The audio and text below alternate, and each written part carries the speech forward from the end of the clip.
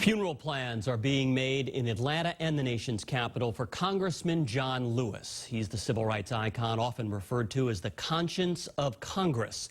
The longtime congressman died last night at the age of 80 after battling pancreatic cancer. President Obama awarded Lewis the Presidential Medal of Freedom back in 2011.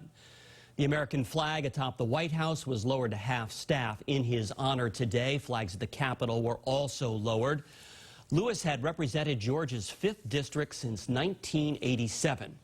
John Lewis was beloved across the country, including here in Boston. WBZ's Jim Smith spoke to a local pastor who met the congressman some 15 years ago. Yes, I'm proud to be a liberal Democrat. A tireless fighter with a big heart. That was Congressman John Lewis, a civil rights icon who walked the walk on the front lines of the struggle. Lewis was a trusted friend of Dr. Martin Luther King Jr., suffering severe beatings while challenging segregation laws. Turn around and disperse. And they came toward us, beating us with nightsticks, using tear gas and trampling us with horses. I wanted to make a contribution. I didn't like the signs that said white only, colored only. Congressman Lewis touched lives wherever he went, and that includes right here in Boston, where he met a local pastor a number of years back. He was a man that was very approachable, he was caring, he was consistent, had integrity, and he was a fighter, you know. I met him back in 2005. There was a march and rally in Boston. It was kind of reenacting what's going on today.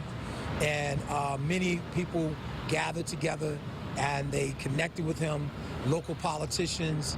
Congressman Lewis served 33 years in the U.S. House of Representatives. He received numerous awards throughout his life, including the Presidential Medal of Freedom. If we continue to think about the things he stood for, our country would be that much better. He fought to the very end.